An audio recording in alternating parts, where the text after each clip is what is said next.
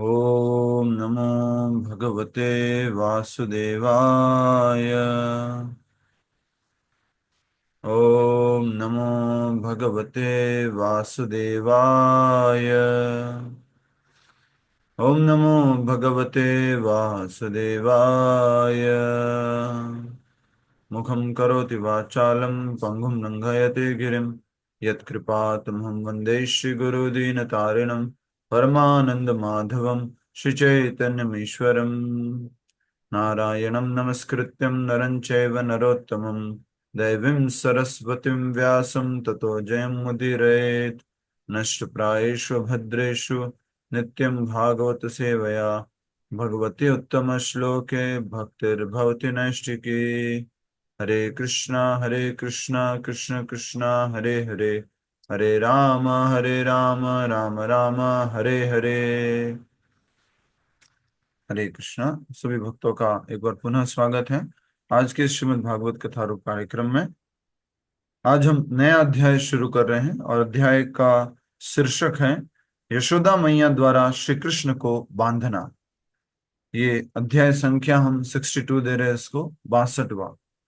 ठीक है, 62वां ये अध्याय शुरू हो रहा है और इसका शीर्षक है यशोदा मैया द्वारा श्री कृष्ण को बांधना।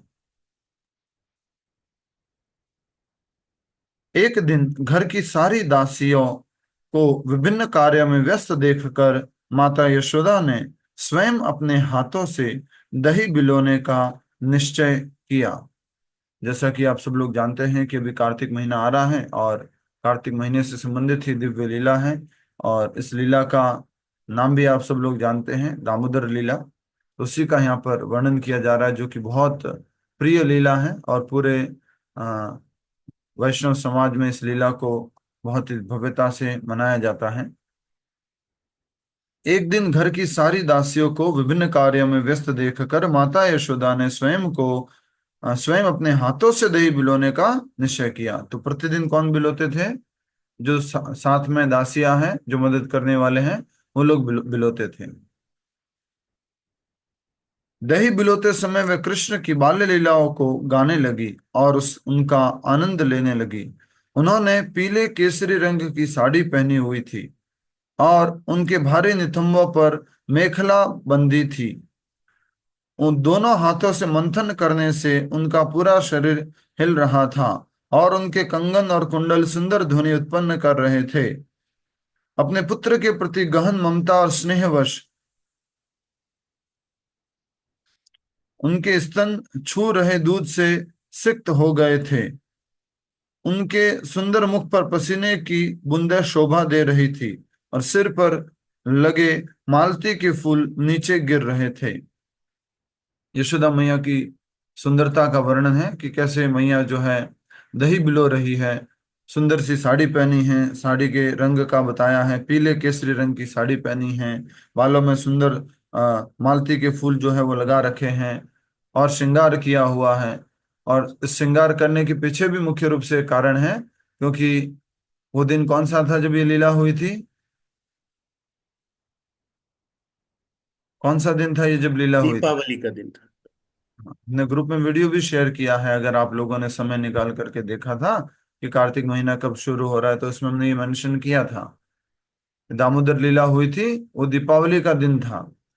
त्रेता युग में भगवान श्री राम घर लौटे थे, अयोध्या लौटे थे, उसी दीपावली के दिन अर्थात उसी अमावस्या के दिन द्वापर युग में भगवान श्री कृष्ण ने ये दिव्य लीला की थी, ओखल बंधन की, ये दामोदर लीला।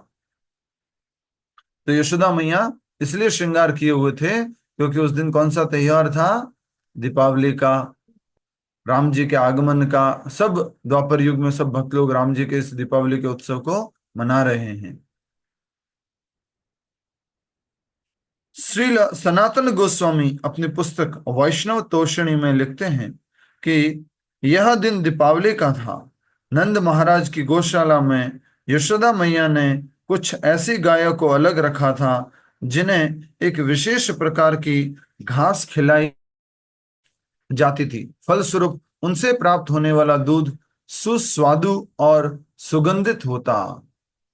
तो जो विशेष गाय थी उनको विशेष प्रकार का भोजन कराया जाता था, अर्थात घास खिलाई जाती थी, जिससे जो दूध निकलता था वो बहुत स्वादिष्ट होता था और सुगंधित होता था। ऐसा कहते हैं कि वो इतना अच्छा दूध होता था कि वो फ्लेवर्ड मिल्क होता था, कि अलग अलग तरह का फ्लेवर चाहिए तो वो उस दूध से मिल सकता है।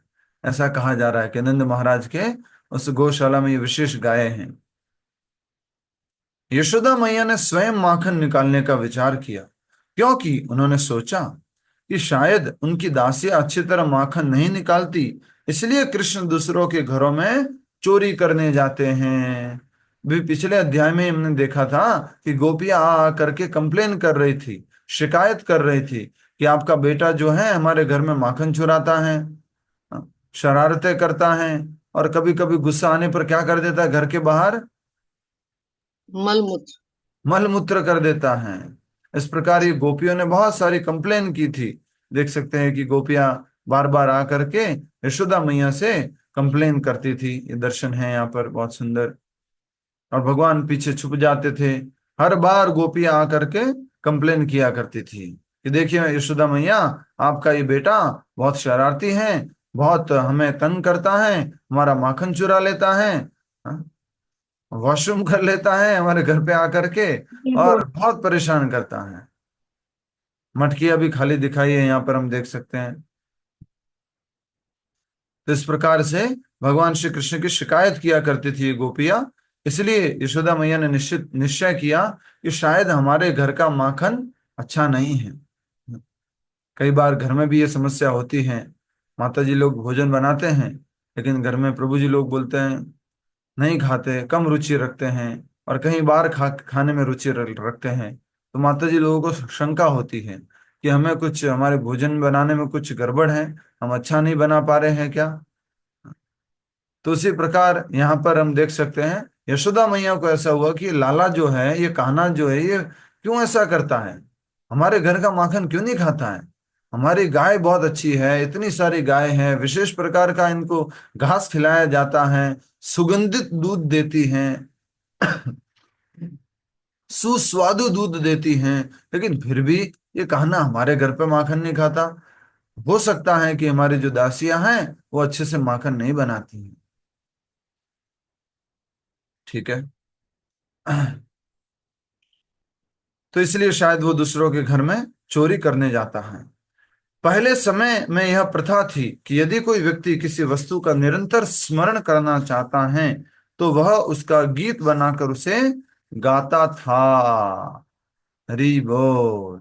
अगर किसी वस्तु का हमें निरंतर स्मरण करना है तो उसका गीत बना करके गाना है।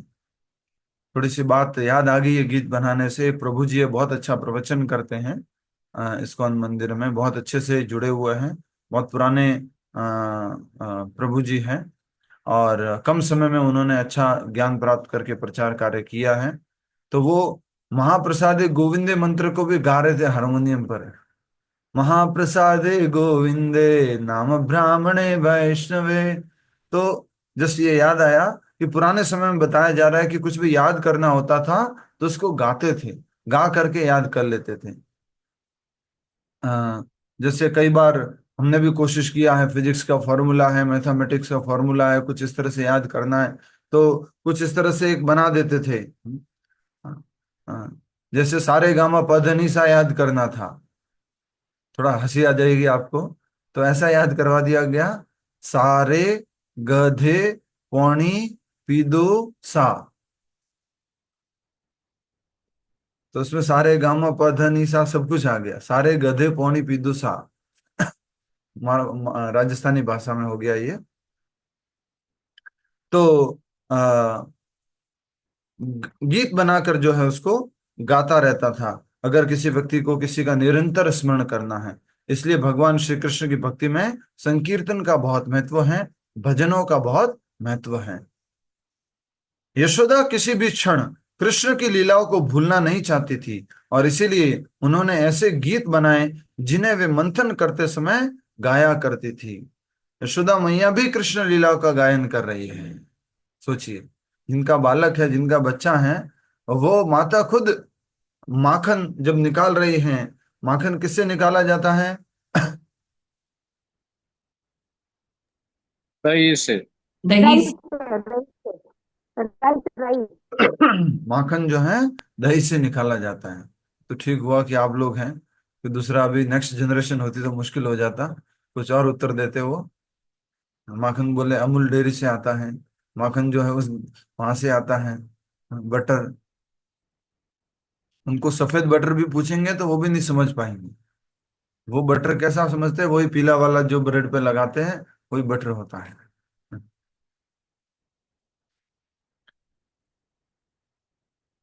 तो इस प्रकार से हम देख सकते हैं। और ये बात कहते कहते एक और बात याद आई, कि पूरी की पूरी दामोदर लीला को भी इसलिए सत्यव्रत मुनि ने एक दामोदर अष्टकम के रूप में गाई है, कि गा करके हम आसानी से याद कर सकते हैं। जैसे भी क्लास से पहले चलाई जा रही थी वीडियो, आप सब लोग अगर समय पे भाग लेते हैं तो बहुत सुंदर सुंदर वीडियो चलाते हैं, उसको आप दर्शन करने का लाभ मिलेगा। नमामीश्वरं सच्चिदानंद रूपम लसत्कुण्डलं गोकुले भ्रजमानम् यशोदाभियोलोकलाद्धवमानम् परामृशम् अत्यन्ततो धृत्य गोप्या। तो ये बहुत ही सुंदर भजन है, अष्टकम है, दामोदर अष्टकम, जिसको आपको इस दामोदर महीने में तो घर पे प्रतिदिन गाना ही गाना है। अगर याद नहीं हो पाता है तो पढ़ करके, और पढ़कर भी अगर नहीं उच्चारण सही से कर पा रहे हो तो साथ में रिकॉर्डिंग चला करके आप पढ़ते हुए गा सकते हैं इसको। फिर घी के दीपक से दामोदर भगवान को आरती अर्पण कर सकते हैं। ठीक है। तो पहले के समय यह प्रथा थी कि यदि कोई व्यक्ति किसी वस्तु का निरंतर स्मरण करना चाहता है तो वह उसका गीत बनाकर उसे गाता रहता था। यशोदा किसी भी क्षण कृष्ण की लीलाओं को भूलना नहीं चाहती थी, और इसीलिए उन्होंने ऐसे गीत बनाए जिन्हें वे मंथन के समय गाया करती थी। चौबीसों घंटे कृष्ण भावनामृत में रहने के इच्छुक भक्तों को इसी रीति का पालन करना चाहिए। जो 24 घंटे कृष्ण भावनामृत में रहना चाहते हैं उनको भी क्या करना चाहिए, भजन गाते रहना चाहिए। जय राधा माधव कुंज बिहारी, गोपी जन वल्लभ गिरिवर धारी। इस प्रकार से अलग अलग प्रकार के भजन हैं। इन भजनों के माध्यम से हम कृष्ण लीलाओं का आसानी से स्मरण कर सकते हैं। यशोदा का गीत सुनकर कृष्ण की नींद खुल गई। वे अपने नन्हे पैरों से चलकर उनके पास पहुंचे और संकेत द्वारा माता के स्तनपान की इच्छा व्यक्त की। बच्चे का क्या है, उठ गया तो कुछ दूध पीना है, और दूध पी लिया तो फिर सोना है। तो भगवान श्री कृष्ण ऐसा कहते हैं, घुटनों के बल चलते हुए आए, और उन्होंने यशोदा मैया को इशारा किया, माँ माँ दूध दूध, मुझे दूध पीना है, इशारा किया। तो आप ये दर्शन देख सकते हैं, यशोदा मैया को पकड़ करके भगवान श्री कृष्ण इशारा कर रहे हैं। यहाँ पर दोनों पैरों पर खड़े दिखाए हैं। यस, तो इस प्रकार से ये दिव्य लीला हुई है।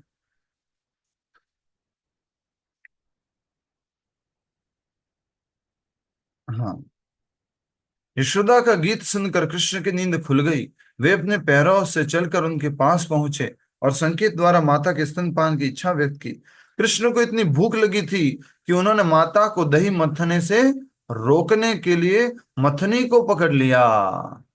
मथनी समझ गए, वो जो आ, जिससे मथा जाता। मत रस्सी रही नहीं, रही रस्सी स्टिक स्टिक रही रही होती है, रही रही होती है जो, रही। हाँ जो वो स्टिक हाँ, होती है, वो जो रस्सी जो रस्सी। दही भिलोने वाली प्रभु जी। रही बिलोने वाली। हाँ, हाँ बिलोने जी, वाली बोलते जो हैं लकड़ी उसको होती है, प्रभु जी, जिसके नीचे बिलोने। वो अलग अलग, हाँ। रही बोल। मथानी कहते हैं प्रभु उसे। जी रही। हाँ, मथनी मथनी मथनी मथानी, ठीक है। आज भी नंद भवन जाओगे, नंद गोपाल नंद गोकुल जाओगे, तो वहां पर नंद नंद भवन में ये लीलाएं करने के लिए बहुत सुंदर सुंदर व्यवस्था की गई है। ठीक है। आ, दही मंथन से रोकने के लिए मथनी को पकड़ लिया। मैया ने सुखपूर्वक कृष्ण को अपने गले से लगाया और अपनी गोद में बैठाकर स्तनपान करवाने लगी। तीव्र स्नेह के कारण उनके स्तन असीमित दूध से भरे थे, और कृष्ण को प्रसन्नता पूर्वक दूध पीते देखकर वे मोहित हो उनके मुख को निहारने लगी। एक तो बच्चा, और ऊपर से कौन बच्चा? कौन बच्चा? भगवान भगवान। भगवान कृष्ण भगवान स्वयं बच्चे के रूप में आ जाए। वैसे ही बच्चा बहुत प्यारा होता है, माँ को बहुत प्रेम आता है, और स्वयं भगवान अगर उस रूप में आ जाए तो कितना प्रेम होगा माता का। जैसा कि हम देख रहे थे कि एक तो स्त्री, और ऊपर से भगवान अगर स्त्री रूप लेकर के आए तो कौन सा रूप था वो? मोहिनी। मोहिनी मोहिनी रूप, रूप था। मोहिनी रूप। गला मोहिनी। खराब है या कुछ समस्या है तो थोड़ा नहीं भी उत्तर देंगे तो चलेगा, आपकी हाजिरी लग जाएगी। मोहिनी रूप में भगवान आए थे, और यहां तक कि शिव जी जो है वो भी अपनी परीक्षा में अनुत्तीर्ण हो गए थे, उस मोहिनी परीक्षा में, मोहिनी रूप में जब भगवान प्रकट हुए थे। तो इसलिए अगर भगवान कृष्ण जो है छोटा बाल रूप धारण करेंगे तो कितने प्यारे होंगे, कितने कितने मतलब मासूम लग रहे होंगे।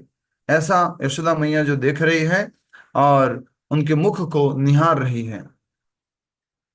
अचानक यशोदा मैया ने देखा कि चूल्हे पर रखे दूध में उफान आने लगा। चूल्हे पर क्या रखा हुआ था? दूध। और उसकी खुशबू आने लगी कि दूध अब क्या हो रहा है? उफन उबल रहा गया। है। तो यशोदा मैया क्या करती हैं? उन्होंने तुरंत अपने पुत्र को उतार कर नीचे रखा और दौड़कर दूध को संभालने चली गई। तुरंत कृष्ण को नीचे रखा और उस दूध को संभालने के लिए चली गई। अभी तक कृष्ण का पेट भरा नहीं था, और इस प्रकार माता द्वारा उपेक्षित होने पर उन्हें क्रोध आ गया। अब फिर भी लीला है, थोड़ा समझिएगा कि भगवान क्यों गुस्सा कर गए, क्रोध क्यों आ गया। ये उनकी दिव्य लीला है। नल कुबेर को जो है मणिग्रीव को और नल कुबेर को भी छुड़वाना है। भगवान को ये दिव्य लीला करनी है, अपना दामोदर नाम करवाना है, तो इसलिए भगवान ये दिव्य लीला कर रहे हैं।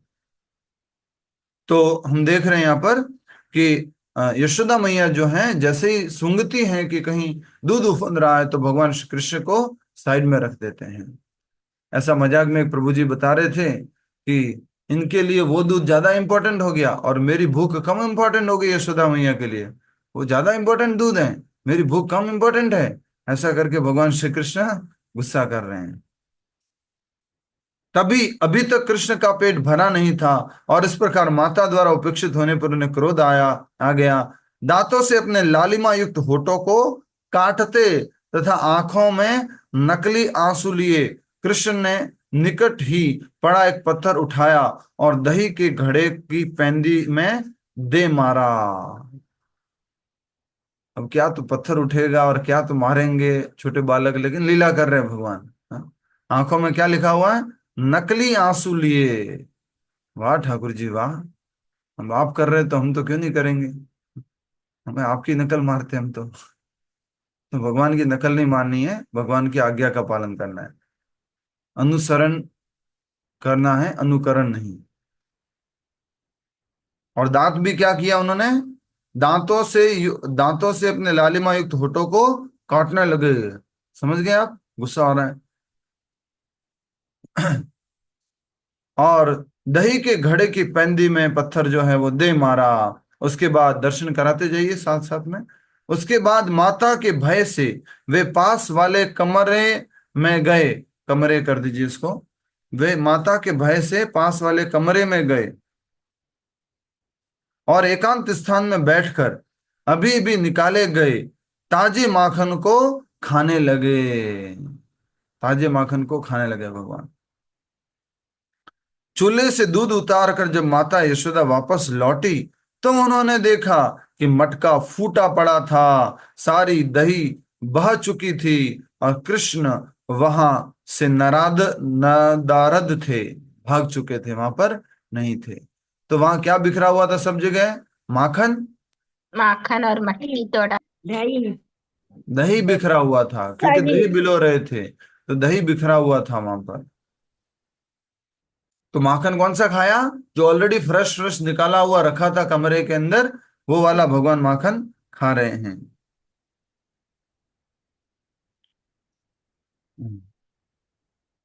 ठीक है। उसके बाद माता के भय से वे पास के कमरे में गए और एकांत स्थान में बैठकर अभी भी निकाले गए ताजे माखन को खाने लगे। चूल्हे से दूध उतार कर जब माता यशोदा वापस लौटी तो उन्होंने देखा मटका फूटा पड़ा था, सारी दही बह चुकी थी और कृष्ण वहां से नदारद थे। उन्हें समझते देर नहीं लगी कि यह शरारत कृष्ण की है। यह सोचकर कि उनके दंड के भय से कृष्ण वहां से भाग गए हैं, वे मुस्कुराने लगी। डर करके कृष्ण भाग भाग चुके हैं तो मैया मुस्कुरा रही है। अच्छा। ठीक है। नीलम माता जी आप पढ़ रहे हैं साथ में? अच्छा ठीक है। दही से सने कृष्ण के छोटे छोटे पैरों के चिन्हों का पीछा करते हुए माता यशोदा कुछ ही क्षणों में कृष्ण तक पहुंच गई। कृष्ण उल्टे रखे उखल पर, देखिए ध्यान से, कृष्ण उल्टे रखे उखल पर बैठकर बंदरों को माखन बांट रहे थे। उखल कैसा है? हाँ, उल्टा उखल प्रभु। उखल वाला दर्शन भी करा दीजिए। एक और सुंदर दर्शन है इसको उनकी पेंटिंग, उखल पर बैठकर, जो उखली है उसके ऊपर बैठकर, ये बहुत सुंदर दर्शन है। इसी तरह से उखल पर बैठने का दर्शन भी है। बहुत सुंदर सुंदर पेंटिंग्स हैं। अच्छा शेयर कर रहे हैं आप, वेरी नाइस, हरी बोल।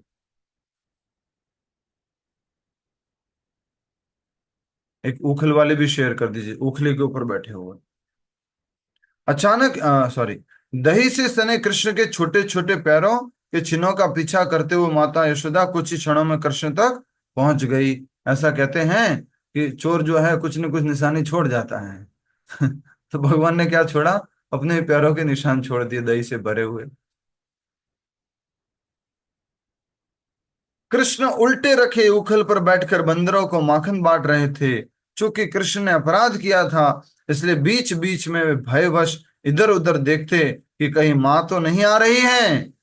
हाँ, कहीं माँ तो नहीं आ रही है, इधर इधर इधर ऐसे देख रहे हैं। हाँ। इसलिए माता यशोदा पीछे से दबे पांव आने लगी। दबे पांव का मतलब समझ गए ना आप? एकदम से बिना आवाज धीरे किए। धीरे रखे। और जब कोई चोरी करता तो उसको ऐसे रहता है, हाँ कोई आ तो नहीं गया, कोई आ तो नहीं गया। हाँ, ये वाले दर्शन बहुत बढ़िया। ये देख सकते हैं। ये सीन उल्टी अभी रख आया था ना, जी। ये सीन अभी आया था ना कि माता एंटर कर रही है, इसलिए तब से देख रही अच्छा अच्छा, अब का सीन है ये, ठीक है ठीक है।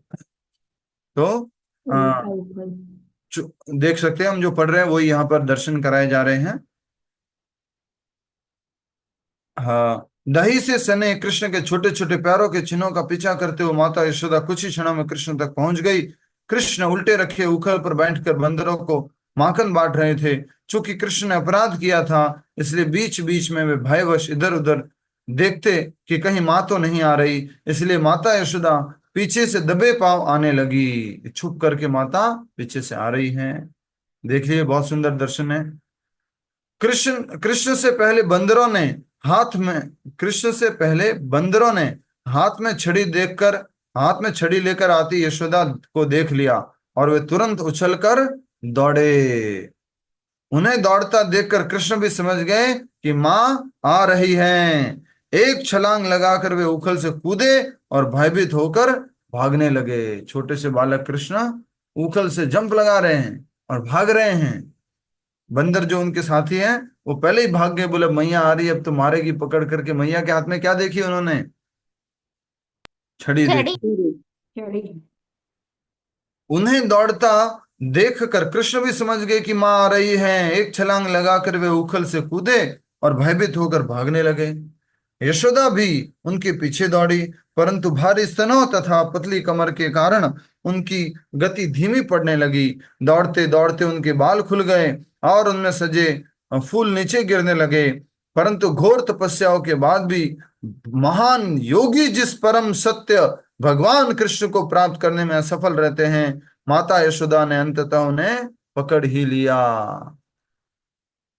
तो ये थोड़ा दर्शन कराया गया, जैसा वर्णन है कि माता यशोदा की जो साड़ी है वो पीली केसरी रंग की है और बाल जो वो खुलने वाले थे, बालों में जो फूल लगे थे वो नीचे गिर रहे हैं और मैया यशोदा जो है आखिरकार भगवान श्री कृष्ण को पकड़ लेते हैं। ऐसा कहते हैं कि बड़े बड़े योगी गण, जैसे ब्रह्म संहिता में ब्रह्मा जी कहते हैं, पंथास्तु कोटि शतवत्सर संप्रगम्य वायोरथापि मनसो मुनि पुंगवानाम सोप्यस्ति यत् प्रपद विचिन्त तत्वे गोविंदमादि पुरुषम तमहं भजामि। ये याद रखना हमेशा, ब्रह्मा जी की बहुत सुंदर पंक्ति है, गोविंदमादि पुरुषम तमहं भजामि। तो ब्रह्मा जी कह रहे हैं कि योगी गण जो हैं मन की गति से भी अगर दौड़ते हैं, मन की गड़ी गति से भी भागते हैं, तो भी सैकड़ों हजारों वर्षों में भी भगवान श्री कृष्ण को प्राप्त नहीं कर पाते हैं। लेकिन यशोदा मैया ने जो है भगवान श्री कृष्ण को पकड़ लिया है। अच्छा, क्या कोई पकड़ सकता है भगवान श्री कृष्ण को? यशोदा मैया भी पकड़ सकती है? नहीं।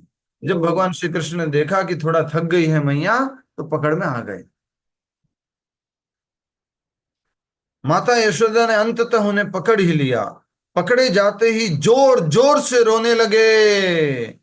वे अपनी आंखों को हाथों से मलने लगे, जिससे उनके आंसुओं से मिलकर काजल उनके गालों पर फैल गया। देखिए, इससे पहले क्या एक और दर्शन है, अगर है तो दिखा दीजिएगा।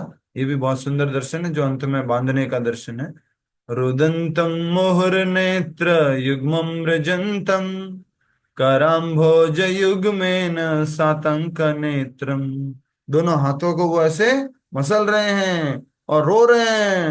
हाँ, हाँ, हाँ, हाँ, हाँ, हाँ।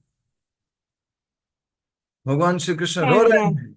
अब वो रो के किसको याद करें? माँ सामने खड़ी है, भगवान खुद ही है, अब किसका बोले? तो रो रहे हैं। और काजल का चाहिए। जो काजल लगा हुआ है, वो काजल वैसे वो सही है। पानी में, जल में, आंखों के जल में घुल रहा है और चेहरे पर आ रहा है।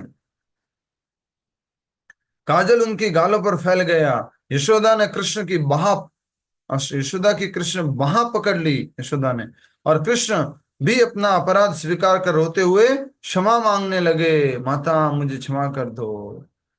कृष्ण के भयभीत सुंदर चेहरे को देखकर, ये बड़ा कॉन्ट्रडिक्शन है भाई, क्या लिखा है? भयभीत सुंदर चेहरा, ऐसा संभव है? एकदम डरे हुए,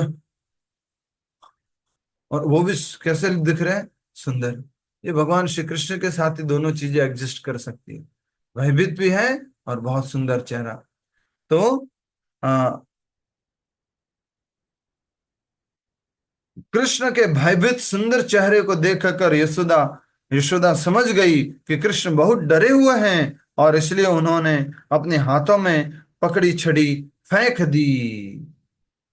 छड़ी को फेंक दिया। कृष्ण डर रहे हैं इस मेरे हाथ में लाठी देख करके। कई बार हम गाय भैंस के पास जब लाठी लेके जाते तो गाय डरती हैं, फिर हम छड़ी वो हाथ में से निकाल देते हैं, तो फिर हम पास में जा सकते हैं आसानी से। माता यशोदा कृष्ण को दंडित नहीं करना चाहती थी, परंतु उन्हें डांटते हुए वे बोली, क्या बोलती है देखो मैया, कृष्णा, आज मैं तुम्हें बांध कर रहूंगी, जिससे तुम और शैतानी न कर सको, इसलिए कुछ समय के लिए तुम अपने मित्रों के साथ नहीं खेल पाओगे। आज मैं तुम्हें बांध दूंगी। भगवान श्री कृष्ण को यशोदा मैया बांध रहेंगे। कृष्ण को बांधकर यशोदा उन्हें दंड देना नहीं, अपितु कुछ समय के लिए उनकी शरारतों पर अंकुश लगाना चाहती थी, और साथ ही उन्हें भय था कि इस भयभीत अवस्था में कृष्ण कहीं बाहर ना चला जाए। दो कारण बताए हैं, कहीं डर गया और भाग के चला गया तो मैया तो मुझे बहुत मारती है, डंडी लेकर मेरे पीछे भागती है, कि घर छोड़ के न चला जाए, इसलिए बांध देते हैं। और दूसरा कारण कि वो उनकी शरारतों पर अंकुश लगा पाए। ठीक है। कृष्ण के प्रति गहन स्नेहवश दर्शन कीजिए, बहुत सुंदर ये दामोदर लीला के दर्शन, बहुत सुंदर दर्शन है। यशोदा मैया बांध रही है भगवान श्री कृष्ण को, शरारत करने के लिए मना कर रही है, बांधने की कोशिश कर रही है। और इससे पहले वाला दर्शन भी करा दीजिए। बाहों से पकड़ लिया था पहले भगवान को, ये जो हम वर्शिप करते हैं वो वाला दर्शन, पेंटिंग। यस, ये देख सकते हैं, बहुत ही सुंदर दर्शन है। यशोदा मैया ने लाठी रख दी थी और अब भगवान श्री कृष्ण को बांधने की कोशिश कर रही है। तो जल्दी से हम पढ़ लेते हैं क्योंकि अगला अध्याय भी इसी से संबंधित है, दोनों साथ में करने का प्रयास करते हैं। कृष्ण के प्रति गहन स्नेह व यशोदा ने कभी इस बात पर ध्यान नहीं दिया कि उनका पुत्र परम भगवान है। यहां तक कि बड़े बड़े देवता कृष्ण से डरते हैं, यहां तक कि यमराज भी भगवान कृष्ण से डरते हैं। जो भय के जो देवता हैं वो खुद भगवान से डरते हैं। और यहाँ कृष्ण अपनी माता के हाथों में छड़ी देखकर डरे हुए हैं। पूरी दुनिया जिनसे डरती है, आज वो किससे डर रहे हैं? अपनी मां से डर रहे हैं। यशोदा मैया यशोदा मैया घर से एक रस्सी लाई और कृष्ण को बांधने लगी, परंतु वह रस्सी 2 अंगुली छोटी पड़ गई। सभी लोग 2 अंगुली दिखाओ, कितनी कितनी छोटी पड़ गई? ये आजकल जो लोग बोलते हैं ना, वी विन, ओके, फोटो खिंचवाते हैं ऐसे ऐसे ऐसे। ओरिजिनली कृष्ण भगवान की उस लीला से आ रहा है ये। 2 अंगुली रस्सी छोटी पड़ गई। मैया यशोदा जो है रस्सी लेकर के आई, लेकिन परंतु वह रस्सी 2 अंगुली छोटी पड़ गई। वे फिर से अंदर गई और जोड़ने के लिए एक रस्सी और ले आई, परंतु उन दोनों को मिलाकर बांधने के बाद भी रस्सी उतनी ही छोटी थी। एक एक करके उन्होंने घर की सारी रस्सियों को जोड़ दिया, परंतु इतना होने पर भी जब वे कृष्ण की कमर को बांधती तो रस्सी 2 अंगुली छोटी पड़ जाती। एक एक करके सारी रस्सी आ गई। बांध सकता है कोई कृष्ण को? पकड़ सकता है कोई कृष्ण को? डरा सकता है कोई कृष्ण को? रुला सकता है कोई कृष्ण को? नहीं। तो रस्सी छोटी पड़ रही है, सारी रस्सी लेके आ गई मैंने, 2 अंगुल छोटी पड़ रही है। एक एक करके उन्होंने घर की सारी रस्सियों को जोड़ दिया, परंतु इतना होने पर भी जब वे कृष्ण की कमर को बांधती तो रस्सी 2 अंगुली छोटी पड़ जाती। आस पड़ोस की सारी स्त्रियां वहां जुटकर इस तमाशे को देख रही थी। इस अद्भुत घटना को देखकर सब आश्चर्यचकित थे कि माता यशोदा मुस्कुरा रही थी। दौड़ने में हुए परिश्रम के कारण यशोदा पसीने से नहा चुकी थी। जब कृष्ण ने देखा कि माता यशोदा बुरी तरह परेशान और थक चुकी हैं, उन्होंने कृपावश वंदना स्वीकार कर लिया। हरि हरि। यह भगवान का एक गुण है। यद्यपि वे संपूर्ण सृष्टि को नियंत्रित करते हैं, परंतु फिर भी उन्हें अपने भक्तों द्वारा नियंत्रित होने में सुख की अनुभूति होती है। पूरी दुनिया को नियंत्रित कौन कर रहा है? जगत को नियंत्रित कौन कर रहा है? ब्रह्मा जी कह रहे ईश्वर परमः कृष्ण सच्चिदानंद विग्रह अनादिरादिर गोविंद सर्व कारण कारणम। ईश्वरों के परमेश्वर भगवान श्री कृष्ण हैं। सारे नियंत्रकों के, सारे कंट्रोलरों के स्वामी भगवान श्री कृष्ण हैं, लेकिन उनको अपने भक्तों के द्वारा नियंत्रित होना अच्छा लगता है। जैसे यशोदा मैया उनको पकड़ करके बांधने की कोशिश कर रहे, जैसे अर्जुन ने भगवान श्री कृष्ण को नियंत्रित कर रखा था। हे सारथी, मेरा रथ अब दोनों सेनाओं के बीच में लेके चलो। और युद्ध चल रहा है, बातें नहीं कर सकते, सामने फोकस करना है। अब रथ को लेफ्ट लेके जाना है, राइट लेके जाना है। ऐसा श्री वैष्णव संप्रदाय के भक्त लोग बता रहे थे। एक बार हम रथ यात्रा में गए थे, तो अर्जुन जो है लात मारकर भगवान को इशारा करते थे। लेफ्ट जाना है तो यहां पर, राइट जाना है तो यहां पर, सीधा चलना है तो बीच में चलो, पैर से इशारा करते थे। और भगवान को उसमें बहुत दिव्य आनंद आता था। ठीक है। एक बात का ध्यान रखिएगा, आप गलती से भी हम लोग अर्जुन को छोटा मोटा भक्त ना समझे। अर्जुन भगवान का शुद्ध भक्त है, परम शुद्ध भक्त है। तो यशोदा मैया मुस्कुरा रही थी, दौड़ने में परिश्रम हुआ था, पसीना आ रहा था। ये सब देख करके ये मैया परेशान है। भगवान ने बंधन स्वीकार कर लिया। यह भगवान का एक गुण है। यद्यपि वे संपूर्ण सृष्टि को नियंत्रित करते हैं, परंतु फिर भी उन्हें अपने भक्तों द्वारा नियंत्रित होने में सुख की अनुभूति होती है। जिस उखल पर कृष्ण चढ़े थे उसी जिस उखल पर कृष्ण चढ़े थे उसी से उन्हें बांधकर माता यशोदा घर के कार्यों में व्यस्त हो गई।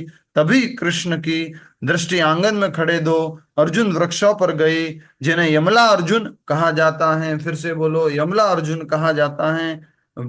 पूर्व युग में वे दोनों वृक्ष नल कुंवर और मणिग्रीव नामक से कुबेर के पुत्र थे। अत्यधिक ऐश्वर्य से उन्हें बहुत घमंडी अत्यधिक ऐश्वर्य ने उन्हें बहुत घमंडी बना दिया था, क्योंकि किसके पुत्र थे? कुबेर के पुत्र थे। और अपने अ, श, और वे अपने वे अपने समक्ष किसी को कुछ नहीं समझते थे, इसलिए नारद मुनि ने उन्हें वृक्ष बनने का शाप दिया था।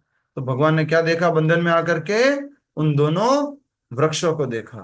तो अब गोस्वामी जी लोग टीका करते हैं, आपको मैं पहले भी श्रवण करा चुका हूं इसके बारे में, कि पहली अंगुली किसको दर्शाती है बंधन करते समय और दूसरी अंगुली किसको दर्शाती है बंधन करते समय। हम ये पहले भी चर्चा कर चुके इस विषय में। प्रभु, पहली उंगली प्रयास है, दूसरी उंगली भगवान की कृपा है। अरे वाह, हर गलत प्रश्न हो गया में सही प्रभु? उत्तर आना चाहिए। हरि बोल। तो पहली अंगुली क्या दर्शाती है? हमारा प्रयास, कि हमने कितना प्रयास किया भगवान की भक्ति करने का, नाम जप करने का, कीर्तन करने का। कल एक माता जी का फोन आया था, प्रभु जी मैं बहुत परेशान हूँ, ऐसा है, और मुझे ऐसा लगता है कि मेरे कोई फ्रेंड लोग, मेरे रिलेटिव लोग मुझे परेशान कर रहे हैं। मैं सुबह से माला लेके बैठी हूँ लेकिन मारा कर नहीं पा रही हूँ। उनको लग रहा है कि उनके ऊपर कोई टोटका किया, कुछ जादू किया, ऐसा कुछ लग रहा है। अरे भाई, कोई भी परिस्थिति हो उसमें नाम जप करना ही करना है। नाम जप करोगे तभी तो मन शांत होगा ना। नाम जप करने से ही मन अच्छा होगा। तो इसलिए नाम जप करना बहुत आवश्यक है, बहुत आवश्यक है। नाम जप ही सब कुछ है। कल हमने वीडियो भी शेयर किया था, आपने देखा होगा, इंद्रेश जी उपाध्याय का वीडियो शेयर किया था ग्रुप में, देखा था सबने? इंद्रेश जी उपाध्याय का शेयर किया था, देखा था भक्तों ने? जी प्रभु जी। अच्छा, थोड़ा यस समय प्रभु। निकाल के देख लिया करो, कुछ कुछ चीजें भेजता हूँ आपके हाँ ग्रुप देखे में। हैं प्रभु जी। देखा था पूरा प्रभु, देखा ग्रुप था। ओपन नहीं रखा है कि कोई भी कुछ भी भेज दे, इसलिए सेलेक्टिव भेजते हैं। वो भी बता रहे थे कि हरे कृष्ण महामंत्र जप करने को बोलो लोगों को, बोले सब कुछ ठीक हो जाएगा, सर्व कल्याण हो जाएगा, मोक्ष मिल जाएगा, हरे कृष्ण महामंत्र जप करो। नहीं नहीं नहीं, इससे महामंत्र जप करने से हो जाएगा? सब कुछ हो जाएगा? उनको कुछ टेढ़ा मेढ़ा बताओ। क्या मंगलवार के दिन सुबह जल्दी उठना, ब्रह्म मुहूर्त में ठंडे पानी से स्नान करना, सफेद वस्त्र धारण करना, और उसके बाद में जो है ऐसे गणेश जी की मूर्ति बिठाना, उनको अपने हाथों से शुद्ध लड्डू बनाना और उनको वहां भोग लगाना, और फिर उनका पूजन करना, उनकी आरती करना, और उसके बाद में 11 ब्राह्मणों 21 ब्राह्मणों को भोजन करवाना, उसके बाद हवन करना, और उसके बाद एक माला का जप करना, आपका सब कुछ ठीक हो जाएगा। हाँ जी गुरु जी, हाँ ठीक है, ठीक है, मैं ऐसे ही करूंगा। महामंत्र सब कुछ है, यही परम योग है, यही परम भक्ति है, यही परम आरती है, यही परम तपस्या है, यही परम भजन है, यही परम यतन है, सब कुछ यही है, यही परम पूजा है। लेकिन प्रभु जी नॉर्मल से कोई नहीं समझता करने के लिए। यस, ये समस्या है, वही तो बताया जा रहा है। हम लोग क्या समझते हैं, हमारे को कुछ बड़ा बड़ा बताया जाएगा ना, हाँ ये ठीक है, ये पूजा पक्की काम करेगी। प्रभु घुमा फिरा के लाए ना, सीधे से नहीं किसी को समझ में आता, घूम हाँ, फिर के कहने का अर्थ है आएंगे कि उसी पॉइंट कुछ पर। बड़ा बड़ा अगर हम सब लोगों को कहा जाएगा, हाँ कुछ टेढ़ा मेढ़ा बोलेंगे ना, हाँ ये ठीक बात है, और फिर नहीं हुआ तो वो पूछेंगे, अच्छा तुमने घी उल्टी अंगुली से लिया था सीधी अंगुली से लिया था? तुमने शायद उल्टी अंगुली से लिया था इसलिए सफलता नहीं मिली। अच्छा, अगली बार ध्यान रखूंगा। तो इसलिए यहाँ पर बहुत सुंदर बात है कि पहली अंगुली दर्शाती है हमारा प्रयास और दूसरी अंगुली क्या दर्शाती है? भगवान की कृपा। हमेशा याद रखिएगा, ठीक है। बहुत ही सुंदर भावना जी ने आज एक ये जब वो भेजा है आज की कथा का जब ग्रुप में शेयर किया था वो लिंक, तो उसमें नीचे लिखा हुआ है, उखल बंधन लीला, जब भक्त का मन मक्खन की तरह कोमल, जब भक्त का मन मक्खन की तरह कोमल अर्थात फुल ऑफ कंपैशन और सफेद प्योर हो जाता है, तब भगवान स्वयं उसका हृदय चुरा के ले जाते हैं। तो मक्खन कब चुराते हैं भगवान? जब मक्खन एकदम शुद्ध हो, कोमल हो, सफेद हो, तो भगवान उसको चुरा लेते हैं। उसी प्रकार यहाँ पर प्रभु जी ताजा भी चाहिए, हाँ, चाहिए। नहीं आज ये अच्छा लगा हमें, इसलिए हम आपको यहाँ व्यक्त कर रहे हैं। बढ़िया से प्रस्तुत किया, प्रतिदिन आप करते हैं लेकिन यहाँ पर हम अच्छे से बता पा रहे हैं क्योंकि आज की लीला से संबंधित है। हाँ प्रभु, लिखा था, मैंने पढ़ा तो मुझे बड़ा अच्छा लगा था। आगे बढ़ते हैं। बहुत सुंदर। यमला अर्जुन वृक्षों द्वारा का उद्धार, नेक्स्ट अगला अध्याय जो इसी से संबंधित है, पूरी कहानी जुड़ी हुई है, तो हम पढ़ लेते हैं। अध्याय की संख्या क्या हो जाएगी, सभी लोग बोलिए। 63 प्रभु। 63 63 है प्रभु जी, 63। 63 63 प्रभु जी, 63। हाँ जी 63। अच्छा करते हैं आप, बहुत बढ़िया। सभी भक्त लोग बहुत अच्छे से जुड़े हुए, बहुत सुंदर। कार्तिक में सब लोग आइए वृंदावन धाम, सब लोग आना है। अचलाराम जी, बलराम प्रभु जी और सब भक्त लोग, सब बाहर से भी स्थित सारे भक्तों को आना चाहिए। दामोदर देश में रहने वाले और किसी देश में रहने वाले सब भक्तों को आना है। महाराज परीक्षित के मन में जिज्ञासा हुई कि कुबेर के इन पुत्रों ने ऐसा क्या पाप किया था जिससे क्रोधित होकर नारद मुनि ने उन्हें शाप देना पड़ा। ऐसा क्या बोला था कि उनको शाप देना पड़ा। उत्तर में सुखदेव गोस्वामी इसका इतिहास सुनाते हैं। ये सब कथा कहाँ पे चल रही है, इस कथा को क्या बोलते हैं, बोलो। इस कथा को क्या बोलते हैं, भागवत कथा। भागवत कथा। तो सुखदेव गोस्वामी जी जो हैं, उनसे परीक्षित महाराज ने प्रश्न किया कि क्या पाप किया था, ये पेड़ क्यों बन गए कुबेर के पुत्र, क्यों शाप दिया नारद मुनि ने। उत्तर में सुखदेव गोस्वामी इसका इतिहास सुनाते हैं। जैसे ना बहुत सुंदर जो ये बात है ना, उससे मुझे अच्छा लग रहा है। हाँ? जैसे बद्रीनाथ की कथा है, उन सबको गा गा करके सुनाया लोगों ने। हम कथा सुनाते हैं, हम कथा सुनाते हैं उन भक्तों, मतलब बहुत सुंदर गा करके, तो गा करके आया तो मुझे याद आया कि कथा को भी वो पूरा गा करके सुनाते हैं। हरे कृष्ण, माफी चाहता हूँ। कुबेर के ये दोनों पुत्र शिवजी के महान भक्त थे। महादेव की विशेष अनुकंपा के कारण वे सदैव गर्व में रहते। उन्हें शिवजी से कैलाश पर्वत पर स्थित मंदाकिनी नदी में विहार करने की अनुमति प्राप्त थी। कैलाश में मंदाकिनी नदी में विहार करने की अनुमति प्राप्त थी। हर समय वारुणी मदिरा के नशे में चूर उनकी आंखें चढ़ी रहती थी और वे अनेकानेक स्त्रियों के संग में कैलाश के उपवनों में भोग विलास किया करते थे। एक समय जब वे दोनों कमल पुष्पों से आच्छादित मंदाकिनी गंगा के जल में युवतियों के साथ विहार कर रहे थे, देव ऋषि नारद वहां से गुजरे। कुबेर पुत्रों को देखते ही वे भली भांति पूरी स्थिति समझ गए। नारद मुनि को देखते ही गंगा में नग्न विहार कर रही युवतियां अत्यंत लज्जित हो उठी और उनके शाप के भय से तुरंत अपने शरीरों को वस्त्रों से ढक लिया। सेम सुखदेव गोस्वामी जी की भी कथा आती है, आपको मालूम होगा। तो सुखदेव गोस्वामी जी जब घर से भाग करके चले जा रहे थे, तो रास्ते में स्नान कर रही युवतियों ने अपने शरीर को नहीं ढका था, लेकिन जब पीछे से वेद व्यास जी उनको पकड़ने के लिए आ रहे थे, तो उनको आता देख करके उन्होंने अपने शरीर को ढक लिया था। नारद मुनि को देखते ही गंगा में नग्न विहार कर रही युवतियां अत्यंत लज्जित हो उठी, दर्शन यहाँ पर है, और उनके शाप के भय से तुरंत अपने शरीरों को वस्त्रों से ढक लिया। नल कुबेर मणि गरीब का पेंटिंग था। नशे में चूर कुबेर के पुत्रों को कोई लाज नहीं आई। नारद मुनि की परवाह किए बिना वे वैसे ही नंग धड़ंग खड़े रहे। जब नारद मुनि ने देखा कुबेर के वे दोनों पुत्रों पर न केवल मदिरा का नशा चढ़ा हुआ है, अपितु वे मिथ्या अहंकार के नशे में भी डूबे हुए हैं। एक तो किसका नशा है, मदिरा का नशा है, और एक मिथ्या अहंकार का नशा है। नशा बहुत खतरनाक होता है। 3 बहुत सुंदर वाक्य किए गए, शायद इसमें हम चौथा भी जोड़ सकते हैं। ऐसा कहते हैं कि जब आप बहुत गुस्से में हो तो क्या नहीं करना चाहिए, क्रोध नहीं करना चाहिए। प्रॉमिस, वादा नहीं करना चाहिए। कुछ डिसीजन नहीं लेना चाहिए। बोलना नहीं चाहिए। गुस्से में हो तो क्या नहीं करना चाहिए, बोलना नहीं चाहिए। डिसीजन नहीं लेना चाहिए। मौन रहना चाहिए, चुप रहना चाहिए। नशा नहीं करना चाहिए वो टाइम। नशा नहीं जाप करना। करना चाहिए। जब ओके, बहुत खुश हो तो वादा नहीं करना चाहिए। खुश हो, बहुत खुश हो तो प्रॉमिस नहीं करना चाहिए। और हाँ, क्रोध होती। प्रभु जी कोई क्रोध कड़वी बात नहीं बोलनी चाहिए। गुस्से में कोई भी किसी को गलत नहीं बोलना तीन चाहिए। बातें बोलते हैं ना जब आप बहुत। डिसीजन नहीं लेना डिसीजन नहीं लेना चाहिए, क्रोध कमिटमेंट में कोई भी निर्णय कमिटमेंट नहीं करना रुको चाहिए। रुको भाई, सब लोग रुको। प्रभु यस जी, माता जी। नीपा प्रभु गांधी जी, माता जी बोलो। नीपा गांधी माता जी। जब भी हम क्रोध में होते हैं तभी हमें कोई निर्णय नहीं करना चाहिए, लाइक डिसीजन नहीं लेना चाहिए कोई भी। हाँ, क्रोध में निर्णय नहीं लेना चाहिए, और बहुत आनंद में वादा नहीं करना चाहिए। और एक और है, एक और क्या तीसरा?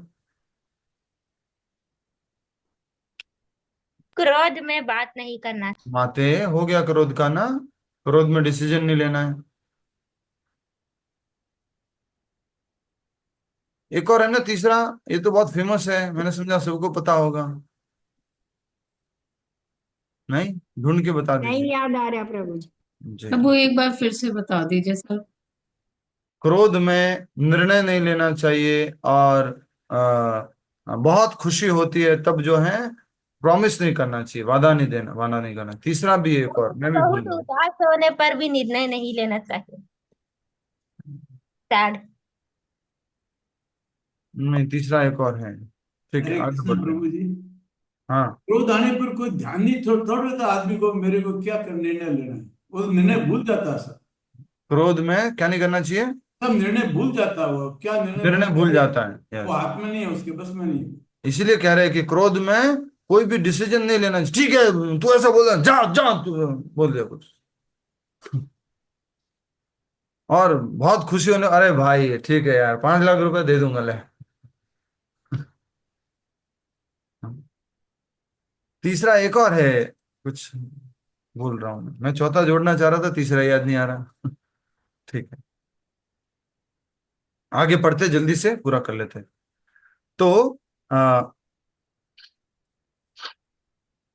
दो तरह के नशे में डूबे हुए थे। एक तो मदिरा का नशा चढ़ा हुआ था, और दूसरा अहंकार का नशा था। नारद मुनि ने उनके ऊपर विशेष कृपा दिखाने के लिए उन्हें एक विशेष शाप देने का निश्चय किया। क्या करने के लिए? कृपा दिखाने के लिए। भक्त नारद मुनि अगर श्राप भी देंगे तो उनका क्या हो जाएगा? कल्याण हो जाएगा। देखिए कैसे श्राप भी कल्याण कर देता है। नारद मुनि बोले, इस संसार में 4 वस्तुएं व्यक्ति को अत्यंत घमंडी बनाकर भोग विलास के लिए प्रेरित करती हैं। वे हैं सुंदर शरीर, पहला। दूसरा, उच्च परिवार में जन्म। तीसरा, विद्वता। और चौथा है धन। ये वही आ गया, जन्म ऐश्वर्य सुता श्री भी। हाँ? ये मान मन अपमान। ये जैसे कि हम इसमें इस अहंकार में आ जाते हैं, इन 4 चीजों के, सुंदर शरीर और उच्च परिवार, अच्छे परिवार में जन्म हुआ है, और धन संपत्ति और विद्वता, ज्ञान। परंतु इन चारों में भी धन का नशा व्यक्ति की बुद्धि को सर्वाधिक भ्रमित करता है। घमंडी व्यक्ति मूर्खतावश अपने धन का प्रयोग सूरा, सुंदरी और जुए के भोग में करता है। सूरा, सुंदरी और जुआ। सूरा, नशा, सुंदरी और जुआ, ऐसे उसमें उसको उड़ा देता है। इसलिए पैसा लेकर के लोग कहाँ जाते हैं? वो लोग गोवा चलते हैं। तो क्या क्या मिलेगा? सुरा भी मिलेगी, सुंदरी भी मिलेगी, और सु, छल कपट करने का जुआ भी मिलेगा, कैसीनो भी मिलेगा। पटाया चलते हैं, बैंकॉक चलते हैं, थाईलैंड चलते हैं। बहुत गलत तरीके से ये स्थान बन गए हैं इन सब का केंद्र।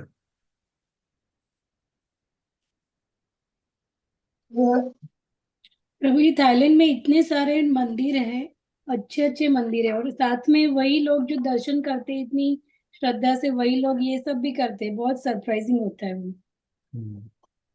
यस, मैं तो इस बात को स्वीकार करता हूं कि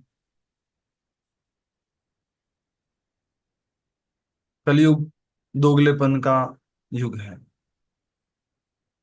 हम सब लोग अलग अलग मात्रा में दोगले हैं। आगे से कुछ, पीछे से कुछ, सबके अंदर कुछ न कुछ, हम सबके अंदर ये कमियां है। कथनी और करनी में अंतर है। तो इस कारण से ये दोगलापन कलयुग में बहुत दिखाई देता है। जी प्रभु जी, इतना मांसाहार होता है वहां पे। स्ट्रीट्स पे भी हम लोग चल नहीं सकते वो देख देख के। और बुद्ध भगवान के ही सारे मंदिर है वहां पे, जिन्होंने अहिंसा का ही जी, फैलाया मांसाहार था के लिए मना मैसेज। किया, अहिंसा का सूत्र दिया। हाँ। आप वहीं रहते हैं क्या? नहीं प्रभु जी, मैं दुबई रहती हूँ। अच्छा, ठीक। ओके। मैंने इतना डिटेल मालूम है तो कि मैंने डेली उस गलियों से निकलना पड़ रहा है। एक घूमने गए थे ना प्रभु जी, तब देखा था हाँ, सब। ठीक है, ठीक है। आगे बढ़ते हैं। देखो, अब आगे प्रश्न उठता है कि वहां क्यों घूमने जाते हैं। हरे कृष्णा।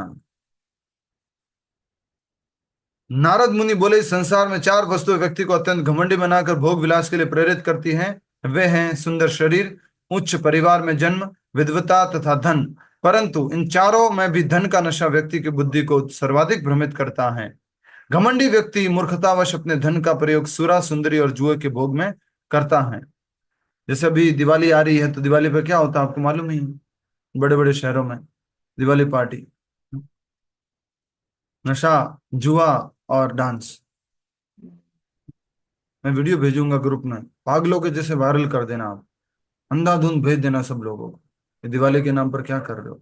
नवरात्र का भी भेजा था, मालूम नहीं आपने कितने लोगों ने फॉरवर्ड किया। भेजा किसी को आगे, फॉरवर्ड किया? हाँ। एक दो लोग बोल रहे हैं, धन्यवाद। अच्छी कृपा करते हैं आप, अच्छा सपोर्ट देते हैं मुझे।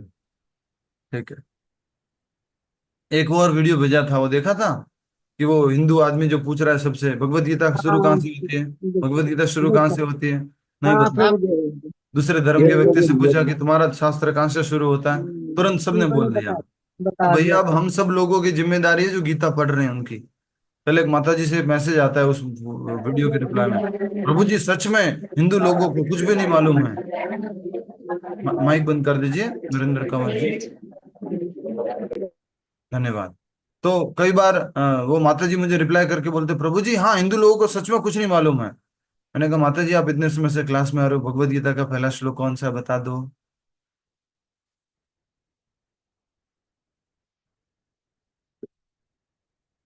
नहीं याद। अगर आप में से भी कोई ऐसा व्यक्ति है, मैं ग्रुप में एक बार फिर से वीडियो शेयर करूंगा, एक अभी बोल देता हूँ। धृतराष्ट्रवाच धर्म क्षेत्रे कुरुक्षेत्रे समवेतायुयुत्सवः मामकाः पांडवाश्चैव किम अकुर्वत संजय। धृतराष्ट्र ने प्रश्न पूछा है, ठीक है। हम सबको याद होना चाहिए, आप सबकी ड्यूटी है, मैंने इसलिए लिखा है उसमें, कृष्ण भावना व्रत के प्रचार की बहुत आवश्यकता है। हम सब लोगों को प्रचार करना चाहिए, जितना हमें आता है, जितना हम पालन करते हैं। ज्यादा करने की आवश्यकता नहीं, जितना हमें आता है, जितना हम करते हैं, अभ्यास करते हैं, उतना आप प्रचार कीजिए। ठीक है। अपने धन अथवा उच्च जन्म पर अभिमान रखने वाले लोग इतने क्रूर हो जाते हैं कि वे अपने मर्त्य शरीर को पोषने के लिए निर्दयता से निरीह प्राणियों की हत्या करते हैं।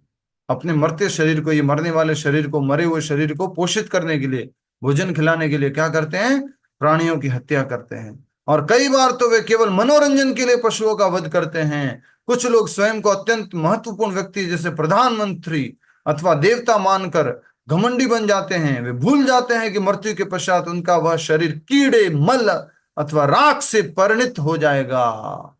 नारद मुनि के वाक्य है ये। क्यों इस पे घमंड कर रहे हो, सुंदरता ये है, इससे कौन मिलेगा, ये हरे कृष्णा वाले गंजे लोग, इनसे कौन मिले, मैं सुंदर हूं, मैं पैसे वाला हूं। यही शरीर में एक दिन जला दिया जाएगा, राख बन जाएगा। ये क्या क्या होती है शरीर की गतियां, ये यहां पर लिखी हुई है, पहले भी क्लास में बताया है। ये अगर इसको जला देंगे तो क्या बन जाएगा, राख। और इसको अगर ऐसे ही छोड़ देंगे तो क्या बन जाएगा, छील के हुए खा जाएंगे। तो खाने के मल बन जाएगा। हाँ? और अगर इसको जमीन में दफना देंगे तो सड़ जाएगा। कीड़े लोग सीढ़े से खा जाएंगे और पूरा की सड़ जाएगा और मिट्टी में मिल जाएगा। या तो ये मिट्टी बन जाएगा, या ये राख बन जाएगा, ये मल बन जाएगा जानवरों का। और इसके लिए हम बहुत ध्यान रखते हैं, उसके ऊपर लाखों करोड़ों रुपए खर्च करेंगे। बहुत सुंदर, अरे वाह क्या बात है, एकदम सुंदर बाल, आहा, अरे नाइस, अच्छा लग रहा है, बहुत अच्छे कपड़े पहन लिए, हजारों के, लाखों के, और उसके बाद में ये सब जो खर्च किया वो पैसा क्या बनने वाला है? राख, मिट्टी या किसी पशु का मल। वास्तव में यह शरीर किसका है? देखा जाए तो यह शरीर भौतिक तत्वों से मिलकर बना है और मृत्यु के बाद उन्हीं तत्वों में विलीन हो जाता है। इसलिए यह शरीर सबकी संपत्ति है। 5 भूतों अर्थात पृथ्वी, जल, अग्नि, वायु, आकाश इससे बना हुआ है, इसलिए ये सबकी संपत्ति है। नारद मुनि कह रहे हैं, मूर्खों के अतिरिक्त भला कौन होगा जो अपने इस शरीर का पालन करने के लिए पशु हत्या जैसा पाप करेगा। नारद मुनि ने ये नलकुमार और मणिग्रीव को कहा है। जूम यूजर माइक बंद कर दो। आपका नाम क्या है मुझे मालूम नहीं। अपने धन पर अभिमान करने वाले लोग इस सच्चाई को नहीं देख सकते, इसलिए उनकी आंखों के ऊपर पड़े भ्रम के पर्दे को हटाने के लिए आवश्यक है उन्हें निर्धन बनाकर उनका उपचार किया जाए। क्या बना दो उनको? कंगाल। नशा किसका है? धन का। वो सब निकल जाएगा। निर्धन व्यक्ति सहजता से इस संसार के कष्टों का अनुभव कर पाता है और दूसरों को कभी कष्ट नहीं देता। जिसने कष्ट देखे जीवन में वो दूसरों को कभी कष्ट नहीं देता है। बचपन में जो गरीबी से ऊपर अमीरी की तरफ गया वो जानता है दूसरों का दुख दर्द। यात्रा में एक माता जी आए थे, वो कह रहे थे कि प्रभु जी जो भी है वो आप अपने लिए उसको लेकर के किसी को बोलना मत, समझ जाना। प्रभु जी हमारे जो प्रभु जी हैं, हमारे जो हस्बैंड हैं, वो मैं मंदिर जाती हूँ और थोड़ा सा कम धनी महिलाओं के साथ में बैठती हूँ, चर्चा करती हूँ तो थोड़ा नाराज हो जाते हैं। मैंने कहा कहाँ पे मिलने के लिए जाते हो? मंदिर में प्रभु जी। मैंने कहीं और तो नहीं जाते? बोले नहीं, मंदिर में ही बैठती हूँ उनके साथ में। मैंने कोई बात नहीं माता जी। उनको बोलिए मंदिर में ही जा रही हो, कहीं और नहीं जा रही हो, आपको परेशान होने की आवश्यकता नहीं। तो हमें ऐसा हो गया कि मेरी पत्नी किसी गरीब लोगों के साथ क्यों बैठी है, पर मंदिर में बैठी है, भक्तों के साथ बैठी है। ये अलग अलग प्रकार से हमारे अंदर विकार आ रहे हैं, इन विकारों से मुक्त होना है। ये शरीर अमीर हुआ है या शरीर गरीब हुआ है या शरीर सुंदर हुआ है या शरीर जो है वो अलग रंग का बना है, हम नहीं, सब आत्माएं धनवान हैं कृष्ण भक्ति से, कृष्ण प्रेम से। ठीक है, पूरा कर ले या कल करें, जैसा आप कहें। पूरा पढ़ लूं एक बार जल्दी से, 5-7 जी मिनट। प्रभु जी, जी प्रभु जी। बहुत सरल सी कहानी है, पहले भी पढ़ चुके हैं। बस नारद मुनि की शिक्षा जो थी वो इंपॉर्टेंट थी, एक बार फिर से पढ़ ले। अपने धन पर अभिमान करने वाले लोग इस सच्चाई को नहीं देख सकते, इसलिए उनकी आंखों पर के ऊपर पड़े भ्रम के पर्दे को हटाने के लिए आवश्यक है उन्हें निर्धन बनाकर उनका उपचार किया जाए। निर्धन व्यक्ति सहजता से संसार के कष्टों का अनुभव कर पाता है, दूसरों को कभी कष्ट नहीं देता। जिस व्यक्ति के पैर में कांटा चुभा होता है, केवल वही दूसरे व्यक्ति की पीड़ा का अनुभव कर सकता है। इसलिए वह कभी नहीं चाहता कि किसी व्यक्ति के पैर में कांटा चुभे। समझ में आया? इसलिए माँ बाप भी क्या चाहते हैं, कभी हमारे बच्चे हम जिन कष्टों से गुजरे हैं उन कष्टों से नहीं गुजरे हैं, ऐसा माँ बाप चाहते हैं। परंतु जिस व्यक्ति को कभी कांटा चुभा ही नहीं, वह भला उसकी पीड़ा को कैसे समझ सकता है? नारद मुनि का उदाहरण है, देखो गांव में बोला करते थे हम। निर्धन व्यक्ति को अपना भरण पोषण करने के लिए कठोर श्रम करना पड़ता है और विधाता की इच्छा से उसे जो प्राप्त होता है वह उसमें संतुष्ट रहता है। जीवन में उसका संघर्ष उसे शुद्ध करके मिथ्या अभिमान तथा अहंकार से मुक्त कर देता है। पर्याप्त भोजन न मिलने के कारण वह निर्धन व्यक्ति क्षीणकाय हो जाता है और उसकी इंद्रियां निरुद्विग्न रहती हैं, अर्थात उद्विग्न नहीं होती है उसकी इंद्रियां। वह दूसरों से द्वेष अथवा उन्हें कष्ट देने का अधिक विचार नहीं करता। कलयुग में आर्थिक प्रगति के नाम पर अधिकाधिक कसाई घरों, शराब की फैक्ट्रियों तथा वैश्या घरों में वृद्धि हो रही है। हरी हरी बोल। कसाई घरों, वैश्यालयों और शराब की फैक्ट्रियों में वृद्धि हो रही है। और ऐसा कहते हैं कि आजकल तो लोग शराब की फैक्ट्री विजिट करने जाते हैं। कहीं बाहर गए हुए, भारत से बाहर गए हुए हैं, चला शराब बनती कैसे, चलो देख के आते हैं, वो वाली कैसे बनती है, वो वाली कैसे बनती है। साधु संत, हाँ, highest GST collection from wine factory. क्या कह रहे हैं? Highest GST collection is from wine, GST collection from wine factory. मुझे बहुत बड़ा विरोध करना है एक बात का, आप में से कितने लोग सहयोग करेंगे मालूम नहीं। भारत से बाहर किसी देश से जब आप आते हो या जाते हो, भारत से बाहर जाते हो, खास करके आने का कहूंगा मैं, कि जब भारत के बाहर देश से आते हो तो भारत में सबसे पहले वेलकम किससे होता है? शॉप। हाँ? ये पे duty duty free shop. Free, एक के साथ एक फ्री। और मुझे बड़ा शौक लगा था कि दिवाली के उपलक्ष्य में 50% ऑफ। अरे भाई, राम जी का आना, दीपावली का मनाना, इससे क्या लेना देना भाई? दीपावली के लंका उपलक्ष्य में क्या यात्रा में लेना? देखा ना प्रभु जी, हाँ? लंका यात्रा में सभी होटलों में देखा है ना, फर्स्ट इसी का काम था।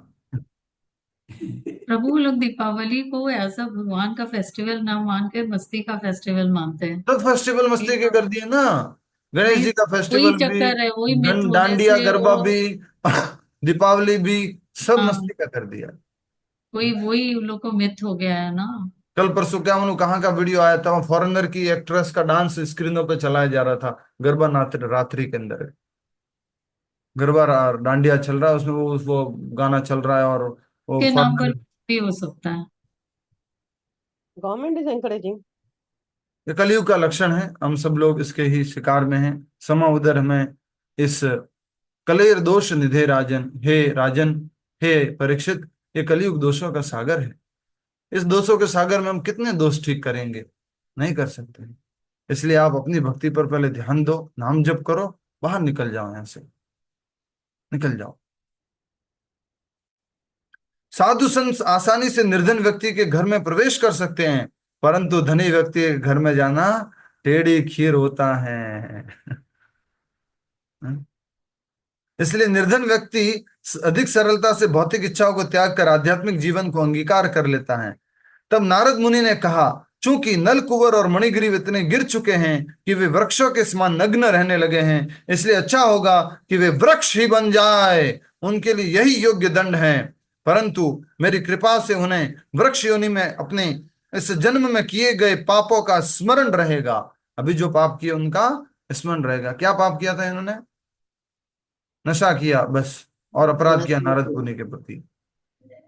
इतना ही नहीं, मेरे विशेष अनुग्रह के कारण देवताओं के 100 वर्ष समाप्त होने के पश्चात ये दोनों प्रत्यक्ष अपनी आंखों के सामने भगवान वासुदेव का दर्शन करेंगे। उस समय इन्हें भगवान की दिव्य भक्ति प्राप्त होगी। हरि बोल, हरि बोल, हरि बोल। तो नारद मुनि का श्राप क्या बन जाएगा?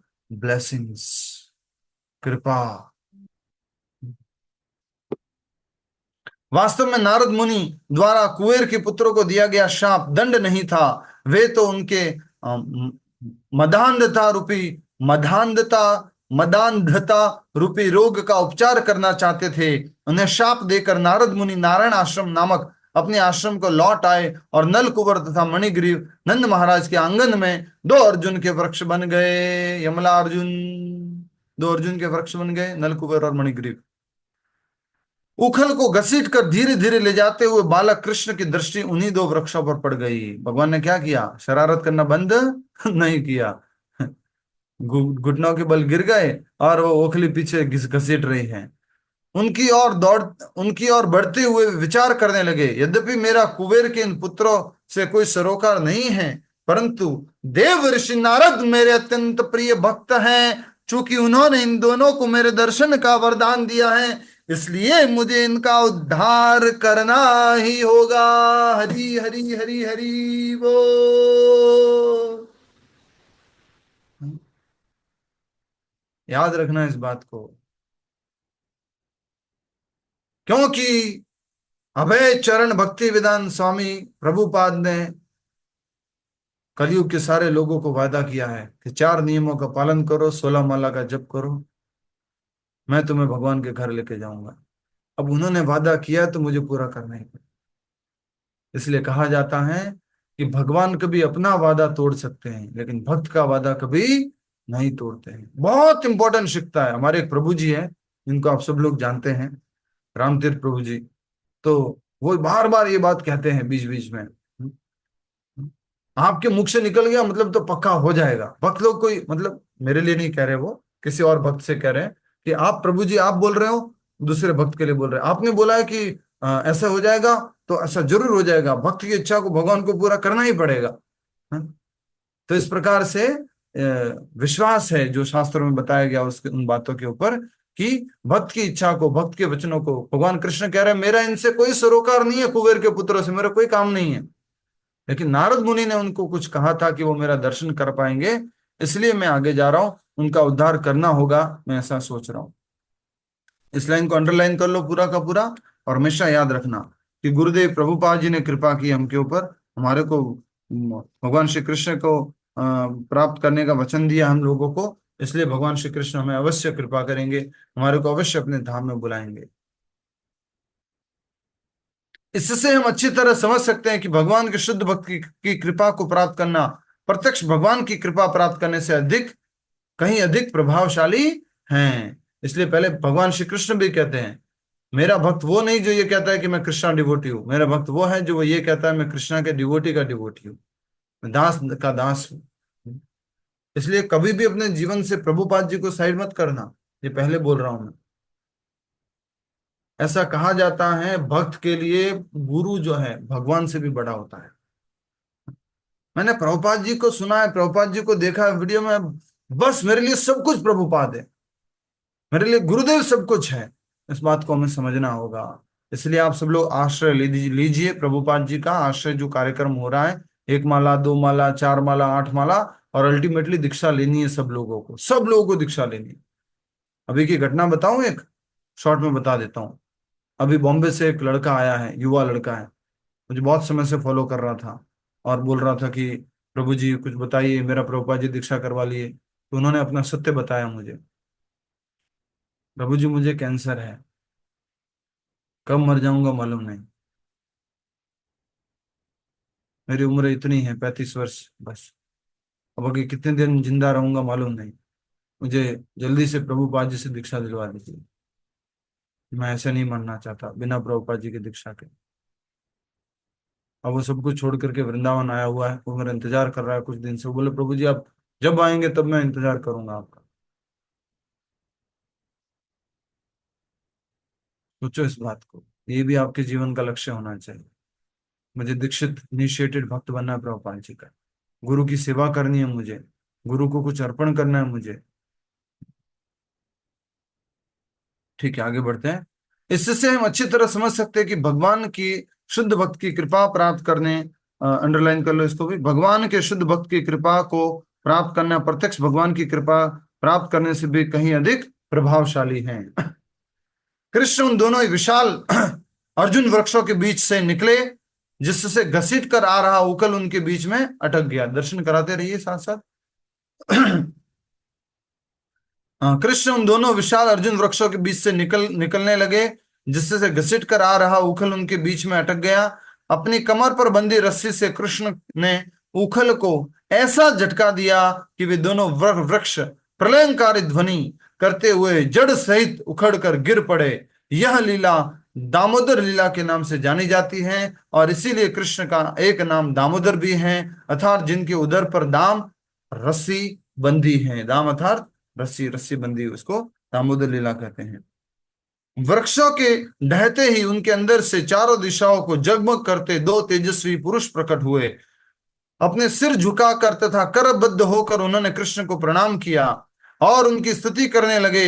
हे भगवान, आप परम नियंता हैं और सृष्टि के परम से पहले केवल आपका अस्तित्व था, इसलिए इस भौतिक संसार में 3 गुणों से बंधा जीव भला किस प्रकार आपको जान सकता है। हम केवल आपको प्रणाम ही कर सकते हैं। श्री कृष्ण को बारीकी से समझने से अच्छा है कि हम उन्हें प्रणाम करें। श्री कृष्ण को बारीकी से समझने से अच्छा है कि हम उनको प्रणाम करें। भगवान कृष्ण ने भी बोला गीता, मन मना हमेशा मेरा चिंतन करो, भव मत भक्तो मेरे भक्त बनो, मध्याजी मेरी पूजा करो और माम नमस्करो।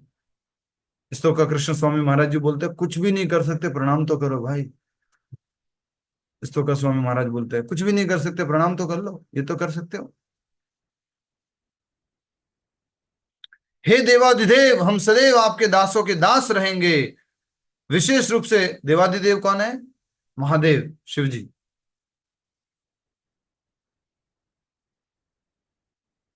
कोई कुछ नहीं बोल रहा है, कोई प्रभु जी मतलब भगवान श्री कृष्ण हुए ना? कृष्ण भगवान भगवान ही तो कृष्ण के है। लिए बोल रहे हैं, हाँ प्रभु। विचलित क्यों हो रहे? इतनी बार आया देवाधिदेव कृष्ण के लिए। हे देवाधिदेव, हम सदैव आपके दासों के दास रहेंगे, विशेष रूप से श्रीपाद नारद मुनि के।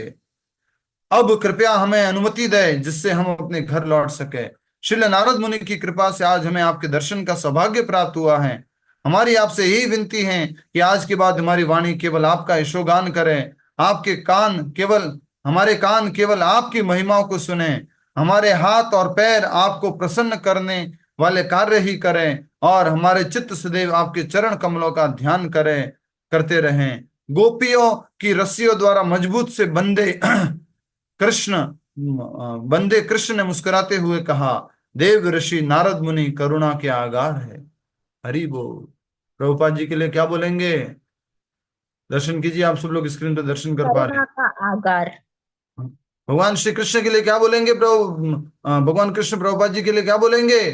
जगत गुरु श्रील प्रभुपाद करुणा के परम आगार है। एक नल कुबेर को नहीं,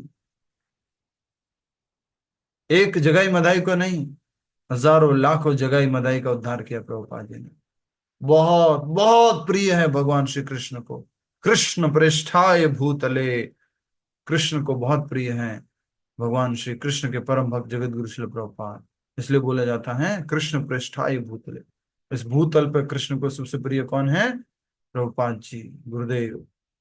नारद मुनि ने एक नलकुबेर का उद्धार किया है, हाँ? चैतन्य महाप्रभु एक जगाई मदाई का उद्धार किया है। प्रभुपाद जी हम जैसे लाखों जगाई मदाइयों का उद्धार कर रहे हैं। और तो भगवान ने कहा, देव ऋषि नारद मुनि जो हैं वो करुणा के आगार हैं, उनका शाप वास्तव में तुम्हारे ऊपर उनकी विशेष कृपा है। मुझे इन सब बातों का पहले से ही ज्ञान था। जिस प्रकार सूर्य के संपर्क में आने से अंधकार नष्ट हो जाता है, उसी प्रकार मेरे शुद्ध भक्तों के संपर्क में आने से व्यक्ति का भौतिक बंधन छिन्न भिन्न हो जाता है। ठाकुर ने बोला है, कृष्ण ने बोला है, कान्हा ने बोला है, हाँ? छोटे से उस बाल स्वरूप ने बोला है कि मेरे भक्तों के संपर्क में आने से अंधकार नष्ट हो जाता है। जिस प्रकार से सूर्य के संपर्क में आने से अंधकार नष्ट हो जाता है, उसी प्रकार मेरे शुद्ध भक्तों के संपर्क में आने से व्यक्ति का भौतिक बंधन छिन्न भिन्न हो जाता है। परंतु अपराधित्व तथा द्वेषी मानसिकता वाले लोगों को सुधारने के में अधिक समय लग सकता है। आपराधिक और द्वेषी मानसिकता वाले लोगों को सुधारने में समय अधिक लग सकता है। जैसे किसको समय लगा? नलकुबेर और मणिग्रीव को सजा भुगतनी पड़ी और वो इतने समय तक वृक्ष बनकर रहे। हे नलकुबर और मणिग्रीव, अब तुम अपने घर लौट सकते हो। चूंकि तुमने सदैव मेरी भक्ति में संलग्न रहने की इच्छा व्यक्त की है, तुम्हारी वह इच्छा अवश्य पूरी होगी और फिर कभी तुम्हारा उस स्थिति से पतन नहीं होगा। अंत में कुबेर पुत्र ने भगवान कृष्ण की प्रदक्षिणा की, उन्हें प्रणाम किया और उनकी अनुमति प्राप्त करके वहां से प्रस्थान कर गए। बोलो श्री दामोदर लीला की जय। नल कुबेर मणिग्रीव उद्धार लीला की जय। हरि हरि बोल। बहुत सुंदर, बहुत अद्भुत। किसी को प्रश्न है तो पूछ लीजिए।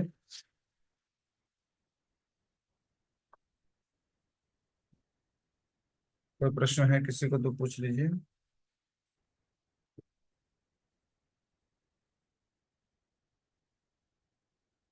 नहीं है? हरे कृष्ण प्रभु जी। हाँ जी बोलिए। प्रभु, एक कॉमन प्रश्न है कि नाम जप में पहले जैसे मन लगता था, वैसा कई बार ऐसा होता है कि बिल्कुल मन नहीं लगता, जो आज आपने बताया कि वो नेगेटिविटी वाली बात। तो उस टाइम पे कैसे क्या प्रार्थना करें भगवान से और क्या करें? उस टाइम पे लगता ही नहीं लॉजिकली भी। हरे कृष्ण। हाँ, इसको बोलते हैं फेमिलियरिटी बीट्स कंटेंट। शुरुआत में हम नए नए थे, नाम जप के महत्व को थोड़ा सुने थे, अच्छे से तुम कर रहे थे, जब वैल्यू थी उसके प्रति। अब हमें नाम जप के प्रति इतना वैल्यू जो है वो, उसके प्रति वैल्यू के प्रति हम फेमिलियर हो गए हैं। तो हमें नाम की महिमा को और अधिक अधिक श्रवण करना है। और जो नामामृता पुस्तक है प्रभुपाद जी की, उसको हमें पढ़ना चाहिए प्रतिदिन। नामामृता पुस्तक को एक एक दो दो जो उसमें प्रभुपाद जी के कोट्स हैं उसको पढ़ते रहना चाहिए। नहीं तो व्हाट्सएप पे भी कोट्स आते हैं, जपा कोट्स आते हैं, जो जयपुर से हमारे श्याम श्याम गोपाल प्रभु जी भेजते रहते हैं। हरे कृष्णा टेल्स के नाम से उनका व्हाट्सएप चैनल भी है। हमने भी ग्रुप में कई बार शेयर किया, तो उसको आप सब्सक्राइब कर सकते हैं। दूसरा सबसे इम्पोर्टेंट है कि आप इस बात को ध्यान न दें कि मन अभी लग रहा है नहीं लग रहा है, इंटरेस्ट आ रहा है नहीं आ रहा है, क्योंकि अभी हम रोगी हैं, हमें पीलिया हो रखा है। पीलिया वाले व्यक्ति को भी स्वाद नहीं आ रहा है, तो हमें अभी क्या करना है? स्वाद आ रहा है कि नहीं आ रहा है, हमें बस जप करते जाना है। दवा एनी खाते हाउ रहना। Anyway you should chant. Bhaktivinoda Thakur Maharaj का भजन है, मन लग रहा है तो भी जप करो, मन नहीं लग रहा है तो भी जप करो, अपराध हो रहे हैं तो भी जप करो, अपराध नहीं हो रहे हैं तो भी जप करो। Just chant chant and chant. Chanting is the only solution. ठीक है। हरे कृष्ण। थैंक यू प्रभु। हरे कृष्ण। प्रभु जी, ये जो कलयुग का जिक्र किया गया है इसमें, तो ये जब लिखा गया होगा तब कलयुग था या कलयुग का इमेजिन? नहीं, वेद व्यास जी त्रिकालदर्शी है, स्वयं भगवान है, तो उन्होंने दर्शन करके लिखा है, अर्थात मन में वो सब देख करके समझ करके लिखा है। ऐसे लिखा है जैसे प्रेजेंट हो, कलयुग में आर्थिक प्रगति के नाम पर अधिकाधिक कसाई घरों, शराब की फैक्ट्रियों तथा वैश्यागरों में वृद्धि हो रही है। तो कलयुग का प्रारंभ अभी नहीं हुआ था, उसी समय ये शास्त्र लिखा है, श्रीमद् भागवतम। मध्यकालीन संधि जब चल रही है, द्वापर युग समाप्त हो रहा है, कलयुग का प्रारंभ हो रहा है, तब ये ग्रंथ लिखा गया भागवत पुराण। जैसे कि पिछले भी अपने अध्याय में देखा था, कुछ भविष्य में के बारे में लिखा था कि भगवान खुद बोल रहे हैं कि मैं प्रकट होऊंगा वसुदेव और देवकी के गर्भ में, उनके घर में प्रकट होऊंगा। देवता लोग, तुम लोग जो हैं, वो भी जब प्रकट हो आगे जाके, और मेरी जो योग शक्ति है, माया शक्ति है, योग माया, वो भी प्रकट होगी। तो भविष्य के बारे में बहुत कुछ वर्णन है। जैसे कि अब जब ये शास्त्र लिखे गए थे तो बुद्ध अवतार नहीं हुआ था। बुद्ध अवतार के बारे में लिखा हुआ कि कटे भविष्यति, बहुत ही निकट भविष्य में प्रकट होंगे। हमारे क्या नाम है, कल की भगवान के बारे में, संबल ग्राम में प्रकट होंगे। और वो क्या नाम है, ब्राह्मण का नाम क्या था? किस ब्राह्मण के घर? विष्णुदेव। हरे कृष्ण विष्णुदेव। प्रभु जी, विष्णुदत्त। हाँ, विष्णुदत्त। विष्णुदेव। विष्णु दत्त या विष्णुदेव, भूल रहा हूं मैं अभी। तो उनके घर में प्रकट होंगे, ये भविष्य का वर्णन है, अभी प्रकट नहीं हुए कल की भगवान, ऐसा होगा। और ये तो प्रेजेंट में लिखा है ना, प्रेजेंट टेंस में लिखा है। प्रेजेंट टेंस में अभी जो लिखा है वो हो सकता है जो प्रभु जी ने अभी लिखा, पूर्ण प्रज्ञ प्रभु जी ने जो ये कथा लिखी है, उन्होंने लिखा है, अपना भाव प्रकट किया है यहाँ पर, या प्रभुपाद जी के तात्पर्य से उठाया होगा, ऐसा होगा। ठीक है। ठीक है। हरे कृष्णा। इस महामंत्र का जप करेंगे। एक अनाउंसमेंट था, रिकॉर्डिंग ऑफ कर सकते हैं। सभी से निवेदन है